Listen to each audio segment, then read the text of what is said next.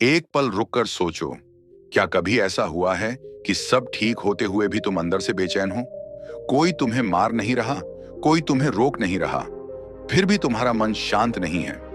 गौतम बुद्ध ने बहुत साफ कहा था, मन ही मनुष्य का सबसे बड़ा मित्र है और मन ही उसका सबसे बड़ा शत्रु भी।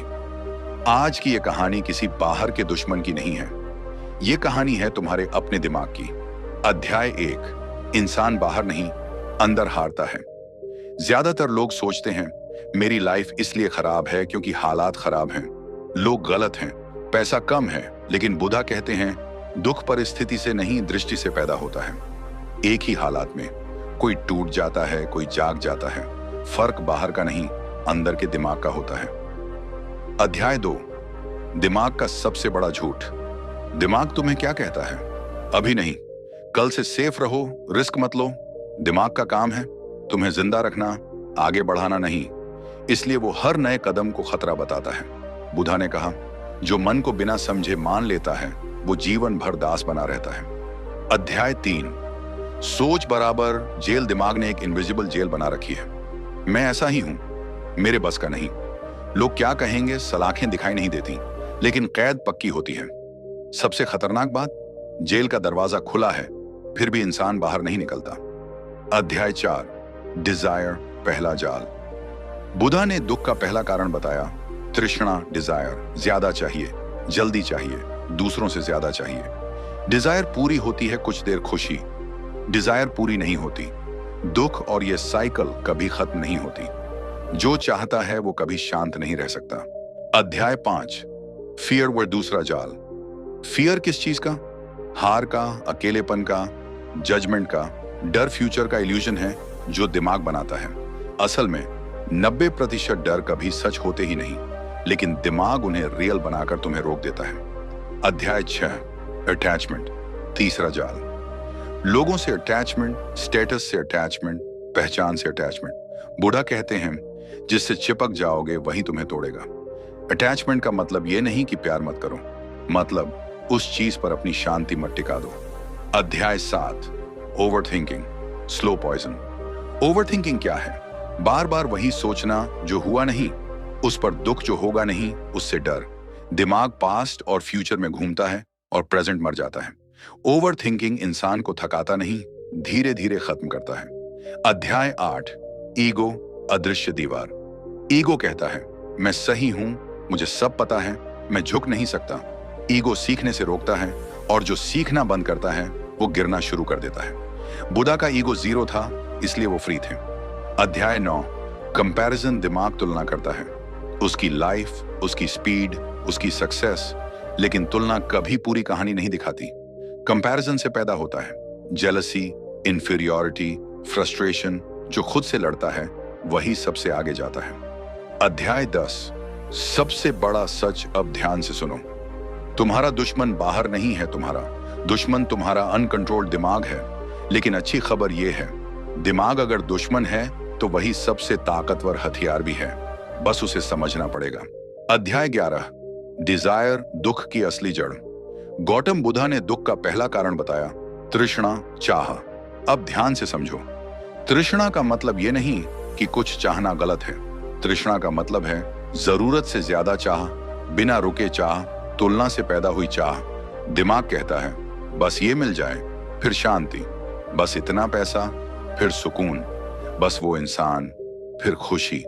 लेकिन बुद्धा कहते हैं, जो मिलता है वो कुछ समय के लिए संतोष देता है, लेकिन चाह कभी मरती नहीं। एक चाह पूरी होती है तो दिमाग तुरंत अगली चाह पैदा कर देता है। यही एंडलेस लूप है, यही मानसिक गुलामी है। अध्याय 12, क्यों डिजायर कभी पूरी नहीं होती? क्योंकि दिमाग भरा हुआ बर्तन नहीं है, वो आग है, जितना डालो उतनी और मांगती है। आज छोटा फोन, कल बड़ा फोन। आज एक अचीवमेंट, कल उससे बड़ी वैलिडेशन। जो दिमाग से खुशी ढूंढता है वो कभी संतुष्ट नहीं होता। अध्याय 13, बुद्धा का सॉल्यूशन। देखो, भागो मत। बुद्धा सप्रेशन नहीं सिखाते, वो ऑब्जर्वेशन सिखाते हैं। मतलब चाह आई, देखो डर आया, देखो गुस्सा आया, देखो ना दबाओ, ना भागो, ना फॉलो करो, बस देखो। जो देखा जाता है वो धीरे धीरे कमजोर हो जाता है। अध्याय 14, फियर, दिमाग का सबसे बड़ा हथियार। अब बात करते हैं डर की। डर कहाँ रहता है? भविष्य में, जो हुआ ही नहीं, जिसकी कोई गारंटी नहीं, लेकिन दिमाग उसे ऐसे दिखाता है जैसे वो अभी हो रहा हो। बुधा कहते हैं डर एक विचार है, सच नहीं, लेकिन 99% लोग हर विचार को सच मान लेते हैं। अध्याय 15। डर तुम्हें क्या करता है? डर एक्शन रोकता है, आवाज दबाता है, आत्मविश्वास खाता है। डर की वजह से लोग सच नहीं बोलते, मौके छोड़ देते हैं, आधी जिंदगी जीते हैं। सबसे डेंजरस डर, लोग क्या कहेंगे? अध्याय 16। बुधा का फियर फॉर्मूला। बुधा कहते हैं जिस चीज से डरते हो उसके साथ बैठो। मतलब डर को महसूस करो, भागो मत। खुद से पूछो अभी सच में क्या खतरा है? 90% मामलों में जवाब होता है कोई नहीं। डर ऑब्जर्वेशन से पिघलता है। अध्याय 17। अटैचमेंट। प्यार नहीं, पकड़। अब सबसे मिसअंडरस्टूड कॉन्सेप्ट अटैचमेंट नहीं, बराबर लव अटैचमेंट। मतलब मेरा होना चाहिए, मेरे हिसाब से होना चाहिए, मेरे बिना नहीं रह सकता। बुधा कहते हैं जहां पकड़ है वहीं पीड़ा है। जब तुम किसी चीज पर अपनी शांति टिका देते हो तब तुम कमजोर हो जाते हो। अध्याय 18। अटैचमेंट कैसे दुख देता है? इंसान बदल जाता है, हालात बदल जाते हैं, समय बदल जाता है, लेकिन अटैचमेंट चेंज एक्सेप्ट नहीं करता। इसीलिए रिलेशनशिप में दर्द, करियर में फ्रस्ट्रेशन, लाइफ में इनसिक्योरिटी। अध्याय 19। डिटैचमेंट का असली मतलब। डिटैचमेंट का मतलब छोड़ देना नहीं है। डिटैचमेंट का मतलब चीज हो सकती है, जा भी सकती है, और मैं फिर भी ठीक हूं। जिसे खोने का डर नहीं, वही सच में जीता है। अध्याय 20।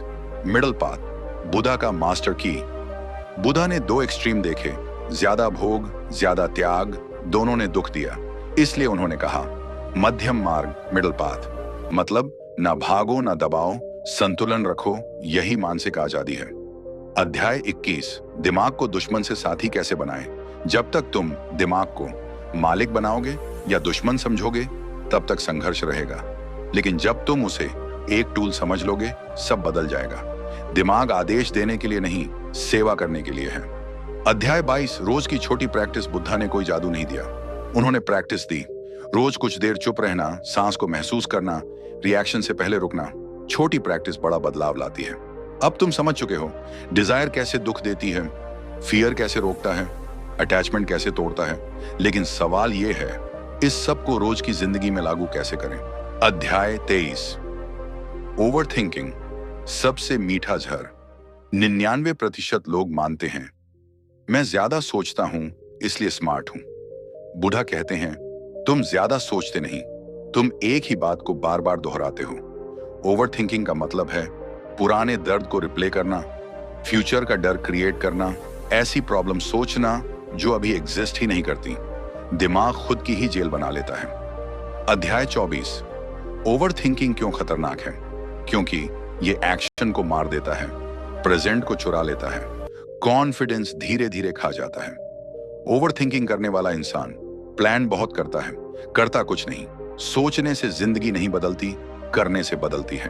अध्याय 25। बुधा का ओवर थिंकिंग ब्रेकर। बुधा ने कहा जब दिमाग भटकता है उसे वापस सांस पर लाओ। सांस अभी है, यही है, सच है। जब भी दिमाग फ्यूचर में भागे, पास्ट में अटके, बस खुद से कहो सांस देखो, यही ध्यान की शुरुआत है।